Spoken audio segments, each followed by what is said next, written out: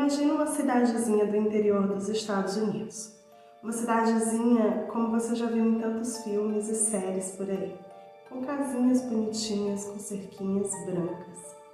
Todo mundo se conhece nessa cidadezinha, as pessoas dormem com as portas destrancadas. Até que um dia, uma bela manhã de sol, as caixas de correios dos habitantes dessa cidade são inundadas com cartas anônimas. Cartas essas contendo seus maiores segredos e também ameaças. Oi, eu me chamo Nelly e sejam todos muito bem-vindos ao Creep On, esse canal que tem como principal objetivo explodir sua cabecinha com histórias sombrias e misteriosas. No episódio de hoje nós vamos conhecer o misterioso caso, aliás, das cartas de Circleville. Oi meu povo, como é que vocês estão? Tá tudo bem com vocês? Eu espero que sim. Começando mais um vídeo aqui nesse canal com algumas novidades. Novidade número 1, temos uma luz a mais. Obrigada vida, obrigada meu amor por ter chegado do trabalho cansado e ter ido fazer essa gambiarrinha aqui pra mim, para que o vídeo ficasse melhor iluminado. Segundo aviso, a gente agora, o Creep On, ele é multiplataformas, tá? O que é isso, Nenê? O que isso significa? Isso significa que todos os vídeos que eu postar aqui no canal, eles vão subir também para as plataformas de áudio em forma de podcast. Então, se por acaso você não consegue assistir a gente aqui, porque você está indo trabalhar, porque você está indo estudar, ou só porque você gosta de ir no ônibus, no trem, ou enquanto você está fazendo uma faxininha na sua casa, uma limpeza, trabalhando, fazendo qualquer coisa, você gosta de ouvir um podcast, procura a gente na sua plataforma de áudio favorita, a gente está na maioria delas, tá? Então dá uma procuradinha aí. E se a sua plataforma for o Spotify, segue a gente lá, porque isso faz com que o Spotify entenda que o nosso conteúdo é relevante e indique ele para outras pessoas também, tá certo? E aproveitando a deixa, eu vou pedir para você que chegou aqui e que ainda não é inscrito nesse canal, se inscreve, tá? É só apertar um botãozinho, gente. Você não paga nada e toda semana você tem vídeo novo aqui, beleza? Curte também, comenta, compartilha com o pessoal que você conhece que gosta desse tipo de conteúdo, tá? Então vamos pro vídeo mesmo, que senão essa introdução fica enorme. Circleville é uma cidade do interior do estado de Ohio, nos Estados Unidos. Ela fica a cerca de 40 quilômetros da capital do estado, que é Columbus, e na época em que esse caso aconteceu, ela tinha mais ou menos 12 mil habitantes. Isso, gente, é muito pouquinho, porque a cidade que eu moro tem cerca de 60 mil habitantes e já é uma cidade bem pequena. Então, 12 mil habitantes é uma cidade pequenininha, todo mundo se conhece, todo mundo se vê por aí. E era também uma cidade muito segura, então as pessoas não tinham assim o hábito de trancar as portas das casas à noite e de ter medo mesmo de andar na rua, porque era uma cidade super segura. Até que, em uma manhã de 1976, quando os moradores de Circleville foram até as suas caixas de correio, para ver, pegar ali suas correspondências, eles perceberam, e isso foram centenas, milhares deles, que tinham cartas anônimas nas suas caixas de correio. Abrindo essas cartas, elas tinham uma coisa em comum. Elas sempre começavam com a seguinte frase: eu sei onde você mora, eu vejo você. Isso não é uma piada, leve isso a sério. E no corpo dessas cartas, no desenvolvimento dessas cartas, tinham ameaças de exposição e também contando vários segredos dessas pessoas. Então, o autor dessas cartas, ele sabia de coisas que ninguém mais sabia, inclusive conversas particulares que tinham sido feitas dentro de casa. Ele sabia quem traía quem, o marido com quem, a esposa com quem. Ele sabia quem sonegava imposto. E essas cartas, elas foram enviadas para todo mundo. Então, desde o trabalhador médio da cidade até os grandes empresários, políticos, muita gente recebeu essas cartas. Assim, no início, isso não vazou muito. Por quê? Porque cada pessoa recebia uma carta com seu próprio podre. e ninguém era doido de ficar falando para os outros, né? Então muitas dessas cartas nunca vieram a público. Algumas pessoas ficaram preocupadas, procuraram a polícia, mas a polícia achou que era só uma brincadeira de mau gosto. E a situação tomou outra proporção quando várias pessoas começaram a receber cartas dos seus vizinhos. Como assim? Por exemplo, me enviaram uma carta, eu não dei bola, não fui na polícia, não falei nada, fiquei pianinha pra não vazar o meu podre. Isso é só hipótese, tá, gente? E aí, os meus vizinhos começaram a receber as cartas com as minhas histórias tórridas. Aí o negócio começou a vazar, né? Porque vizinho fofoqueiro, pegando carta anônima. Com o segredo do vizinho, ai meu filho, não tem pra ninguém. E foi aí que essa história ganhou os noticiários e também começou a ganhar a atenção da polícia. Isso porque pessoas influentes da cidade estavam tendo os seus segredos expostos. No verão do ano seguinte, 1977, entra em cena a nossa outra personagem, tá? Uma mulher chamada Mary Gillespie, eu falei errado o nome dela. No verão do ano seguinte, isso é, 1977, uma mulher chamada Mary Gillespie, é isso o nome dela, Mary Gillespie, ela entra em cena nessa história e a partir de agora a gente vai falar muito sobre ela, porque dentro de toda essa história, mesmo sendo uma história que envolvia muitas pessoas e muita gente recebia essas cartas, a Mary ela foi particularmente atacada pelo autor das cartas, tá? E a Mary recebeu essa carta, ela era casada, ela era mãe e ela trabalhava como motorista de ônibus escolar. Quando ela recebeu a carta, o cara, né, eu tô falando o cara, mas a pessoa que escreveu essa carta deu um exposed dela dizendo que sabia que ela tinha um caso com o superintendente da escola que ela trabalhava. Isso é, o chefe dela. O nome desse cara era Gordon, mas Mary, né, disse que isso era mentira, então ela resolveu ignorar. Na cabecinha de Mary, o que ia acontecer? Ele tá vindo falando essas coisas de mim, mas é tudo mentira, é tudo fake news, então eu vou ignorar que uma hora ele vai parar. É só alguém fazendo uma brincadeira de mau gosto. Só que, spoiler da história, as cartas não pararam. Beleza, as cartas continuaram e Mary resolveu ignorar essas cartas. Não vou julgar ela, gente, porque assim, se você tem certeza que você não fez o negócio, segundo a Mary, até então ela tinha dito que não tinha feito, às vezes é melhor ignorar, né? Então ela só ficou na dela, mas o marido dela também recebeu carta. E além dele, o nome do marido dela era Ron, além do Ron, vizinhos dela também receberam cartas. Quando o Ron recebeu a carta falando sobre esse caso extraconjugal da esposa dele, ele foi confrontar ela, obviamente, e a Mary falou a mesma coisa para ele, olha, eu já estou recebendo essas cartas há algum tempo e é mentira, isso não aconteceu, isso não existe, essa pessoa tá louca, tá igual a Shakira, louca. E o Ron acreditou na mulher dele, né, e eles resolveram os dois ignorar. É ótimo que eu me identifico, tá? Tem um problema, alguém tá me mandando cartas, me ameaçando, o que eu faço?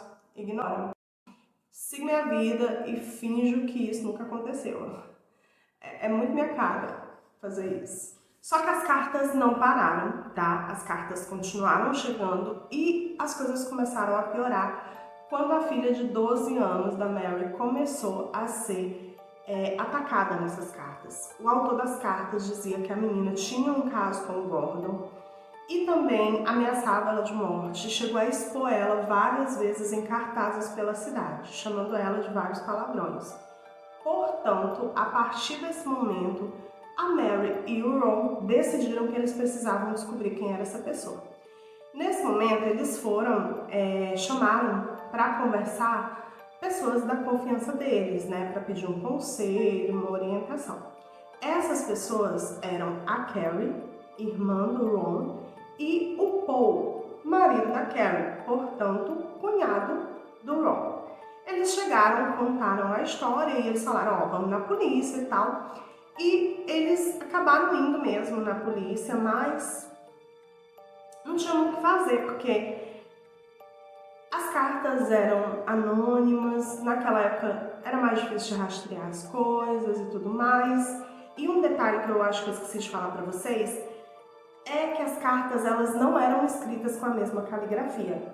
Então, eram caligrafias diferentes. Isso dificultava um pouco para que a polícia pudesse identificar o autor das cartas.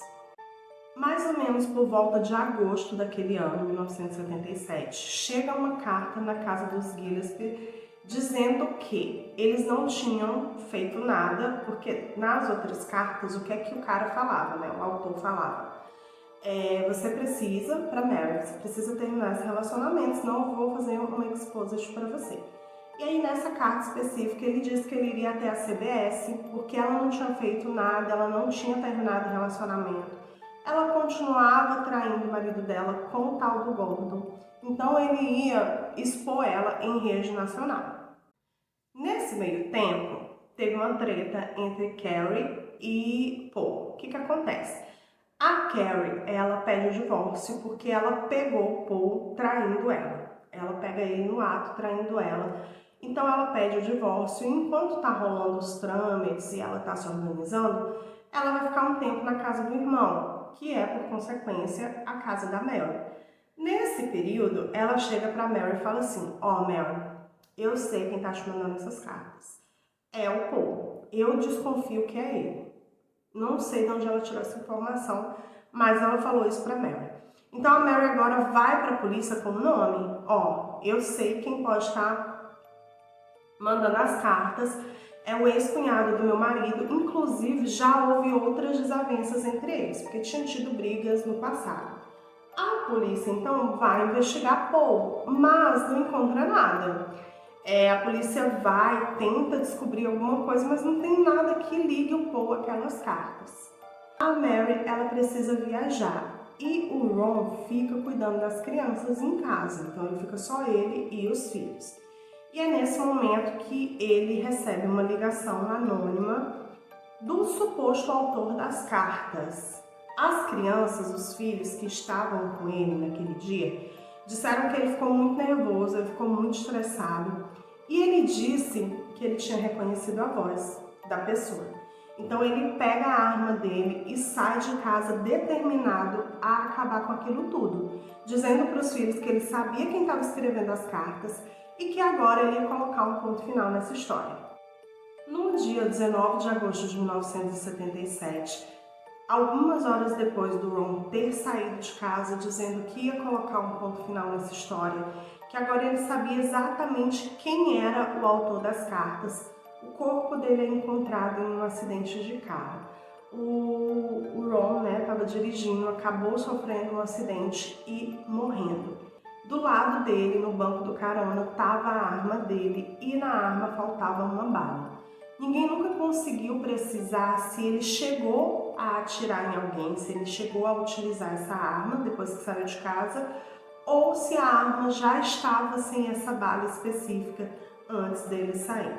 Ok, Mary pensa o quê? Agora meu marido morreu, então as cartas elas vão parar, né? Não tem mais por que eles me exporem, porque agora não tem nada para expor. Só, meus queridos, que isso não aconteceu. As cartas continuaram chegando e elas chegaram para Mary por muitos e muitos anos depois daquilo.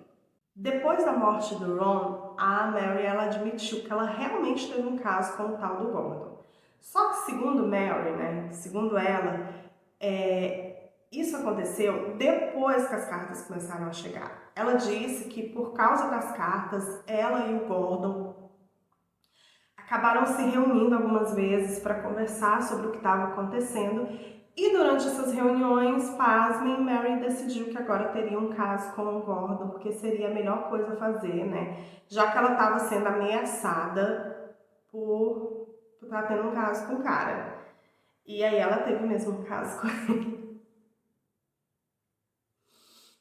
Enfim, gente, eu tô falando isso aqui porque eu achei bem curioso essa parte da história. Mas é claro que o fato dela ter ou não um caso com ele não dava o direito à pessoa infernizar a vida dela desse jeito, Algumas pessoas teorizam que essas cartas estavam sendo escritas pelo filho do Gordon, o que pra mim faz muito sentido, porque assim, foi um negócio muito assim, ó, ficou muito em cima da Mary.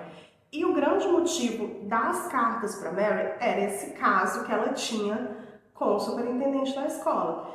Então, fazia muito sentido que fosse alguém ligado a ele, alguém da família dele, a esposa, um dos filhos, que tivesse pé da vida porque a mulher estava tendo um caso com ele. Mas a polícia ela nunca investigou, nunca foi por essa linha de investigação. Na verdade, vocês vão ver que a polícia encasquetou que quem estava escrevendo as cartas era o Paul, né? O cunhado, o ex-cunhado do falecido Ron, a essa altura da história. Pula agora para 1983, 6 anos depois do envio da primeira carta. A essa altura do campeonato, as cartas já haviam passado a ser parte da vida da Mary. Ela recebia cartas, ela ignorava as cartas, ela saía na rua, tinha cartazes xingando ela, a filha dela, ela só ia lá e tirava. Então assim, ela começou a encarar aquilo como parte do cotidiano dela e vida que segue, né? Foi essa a escolha da Mary, porque não tinha o que fazer, a polícia não sabia quem era, eles desconfiavam, inclusive a Mary desconfiava que era realmente o Paul, mas não tinha como provar, então não tinha nada que ligasse o Paul às cartas e fazer o quê, né? Vamos continuar vivendo porque é isso daí, né? Me identifico de novo, vida adulta, gente. O mundo tá caindo em cima da gente, vamos trabalhar, vamos fazer o que a gente tem para fazer, porque a vida não para, né? Enfim, Mary continuou vivendo sua vida, trabalhando como motorista de ônibus, cuidando dos seus filhos, agora ela era viúva, então ela seguiu com sua vida, tendo ali no seu cotidiano as tais cartas que nunca pararam de chegar. Em fevereiro de 1983, a Mary estava fazendo seu trajeto ali com o ônibus escolar que ela dirigia e ela passa por um determinado lugar que tem um poste. Nesse poste tinha uma placa fazendo ameaças para ela e para a filha dela e também xingando, falando coisas ruins, tanto contra ela quanto contra a filha dela, que ainda era adolescente, inclusive. Não, mentira, a menina agora tinha 19 anos, né? Então não era mais adolescente, mas ainda era jovem, né? Não tinha nada a ver com a paçoca, né, gente? Porque quando tudo começou, a menina tinha 12 anos. Mas enfim, a Mary decide parar o ônibus, descer e retirar essa placa porque incomodava ela, principalmente porque estava ofendendo a filha dela. Quando ela vai tirar a placa, ela percebe que tem uma espécie de caixinha assim por trás da placa que está acoplada a ela. Ela ignora, tira a placa e aí ela percebe que dentro dessa caixinha tinha uma arma.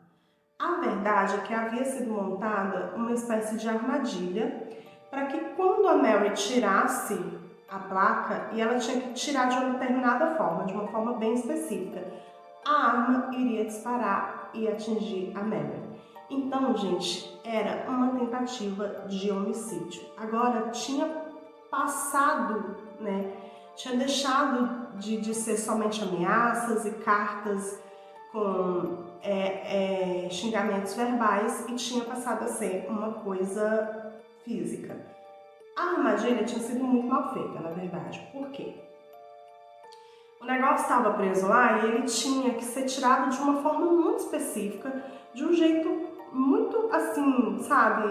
Um jeitinho muito um detalhe muito específico para que funcionasse. Mas não deixava de ser uma tentativa de homicídio, já que a intenção era realmente que a Mary se ferisse com aquilo. E também, quando a polícia foi investigar e verificar a arma, ela percebeu o quê? Que tem um número de série, né? Um número de registro ali na arma que tinha sido raspado. Pelo menos a pessoa que foi fazer o rolê, ela tentou raspar, mas ela não conseguiu, né? E isso é muito esquisito, porque parece que foi mal feito demais, sabe? Na minha cabeça, assim, eu fico, tá, será que essa pessoa realmente vai fazer esse negócio tão mal feito assim? e não ia perceber que estava tão mal feito? Ou será que foi de propósito? Nunca saberemos. Mas, através desse número de série da arma, a polícia chega a um nome. E esse nome é do Paul. Essa arma era do Paul. Estava registrada no nome dele. A polícia vai até o Paul, fala para ele que a arma dele tinha sido encontrada nesse negócio lá, dessa armadilha. E o Paul fala assim, ó, essa arma ela desapareceu da minha casa, ela sumiu da minha garagem já faz um tempo. Então eu não sei quem pode ter feito isso. E durante as investigações, a polícia tinha interrogado algumas pessoas, né, algumas testemunhas que estavam ali próximo ao local onde a Mary encontrou a placa.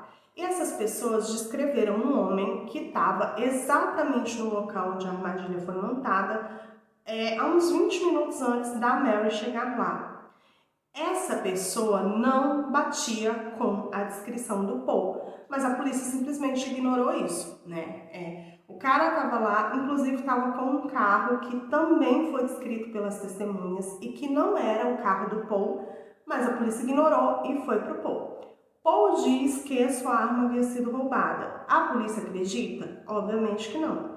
Então ele é levado para a delegacia e começa a ser feito vários testes de caligrafia para comparar a letra dele com a caligrafia, né?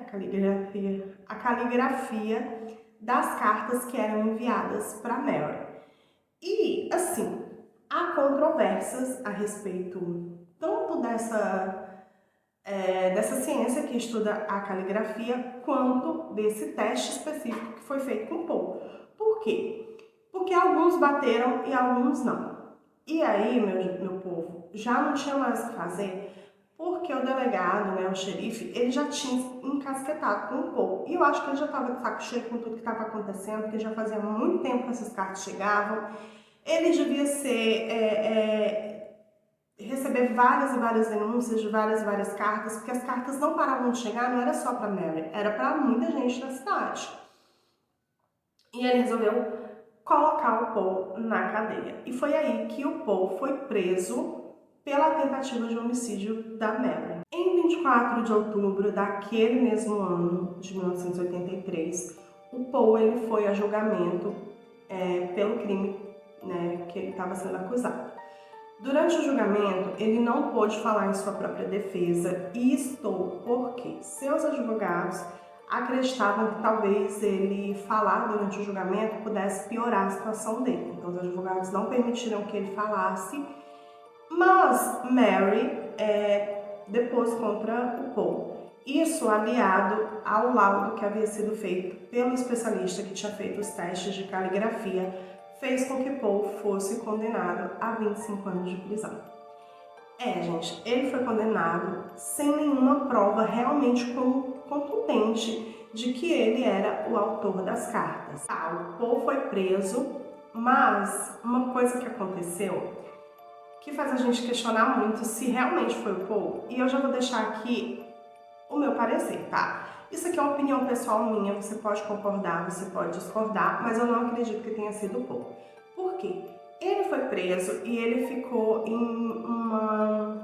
uma penitenciária em uma determinada cidade, tá? Só que as cartas, elas nunca pararam de chegar. O Paul estava preso, era Lima. E as cartas, elas eram postadas de Columbus, que é a capital de Ohio, e também de Circleville. E não tinha como ser ele quem estava postando essas cartas. O que a polícia fez? Porque a essa altura do campeonato, o xerife estava assim, ó, é o Paul e ponto final. Não tem o que fazer, é ele, porque eu quero que seja ele. Coloca Paul na solitária. Na solitária, ele não tinha acesso a ninguém. Porque a teoria do xerife era, ele está articulado com alguém lá fora que está fazendo essas postagens para ele. Então, vamos colocar ele na solitária, porque aí ele vai parar de ter visitas, ele vai parar de ter contato, né, com pessoas que estão fora da prisão e as cartas vão cessar. Só que as cartas nunca cessaram. Inclusive, o próprio Paul recebia cartas. Em uma dessas cartas, o autor dizia, sinto muito pelo que aconteceu, mas antes você do que eu. A Mary continuava recebendo cartas e outras pessoas da cidade também recebiam cartas. E essas cartas elas foram diminuindo no decorrer do tempo. O Paul ficou 10 anos na cadeia. Durante esse período ele pediu pela condicional por várias vezes. Ele passou por vários testes do polígrafo, nos quais ele sempre passava, tá? Levantando polêmicas, eu sei que o teste do polígrafo não é um teste confiável, mas, no caso, se os policiais submeteram ele, né, se a polícia submeteu ele ao teste, é porque a polícia achava que o teste fazia sentido. Mas mesmo com os resultados do teste, o Paul não recebia o direito à condicional. Até que 10 anos depois, em 1993, ele consegue a liberdade condicional. O Paul morreu em 2012 e durante toda a vida dele ele reafirmava que ele não era o autor das cartas e ficou a vida toda tentando descobrir quem era realmente essa pessoa. Infelizmente, ele não conseguiu até o dia de sua morte. Tá, Lili, mas quem era o autor das cartas? É aí que tá, gente. Ninguém sabe. E nesse caso, eu acho que ninguém nunca vai saber.